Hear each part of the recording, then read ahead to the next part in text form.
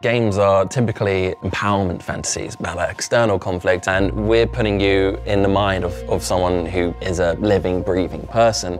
And so the decisions you're making aren't about high score, it's not about avoiding a game over, it's literally about the soul of this character and wanting to preserve that and wanting to do what's right for Erica.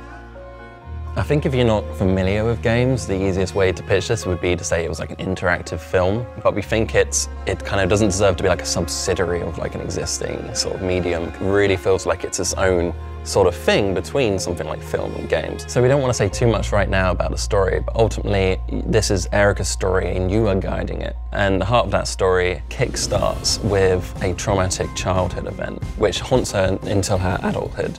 She's contacted by an old family friend who believes that in her mind somewhere is the key to the identity of a killer that's on the loose. But then what starts happening is that the killer comes into the picture as well and starts to contact Erica, and then you're stuck between these two perspectives, these two sides of the same coin, and not really knowing who is the one to trust. And the choices you make end up sort of creating a bias towards one or the other, and ultimately these pile up to give you this tough choice towards the climax of the game as to what you think the truth really is.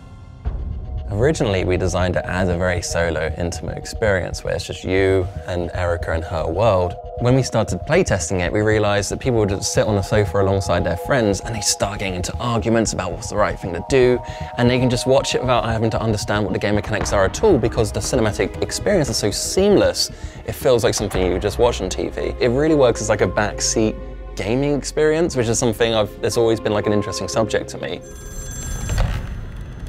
I've been watching you, Erica. Whether you're playing Erica or you're watching it almost passively and you're just in a sort of a social situation, it generally feels like watching a Hollywood film with the same pace and the same production value and that sort of flow that you're familiar with after like 100 years of filmmaking. What it allows you to do that film doesn't is make you an active participant in that.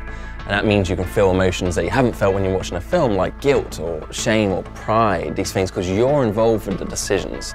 So the way it's structured is very much like a sort of a typical feature film. It's always moving forward, it's always seamless transitions, and you're pushing it forward with the words that you choose for Erica to speak.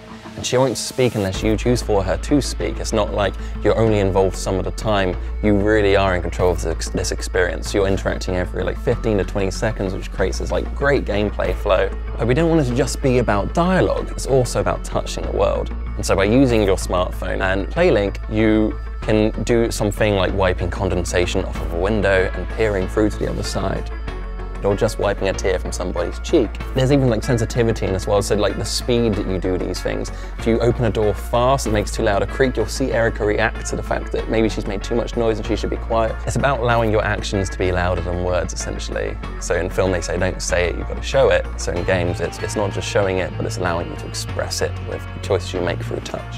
The thing that excites me mostly is that I really hope Erica is a start of something new, because we had to throw out the rule book on how we develop games. What Erica's going to give us is the foundation for what could be endless amounts of stories for years to come.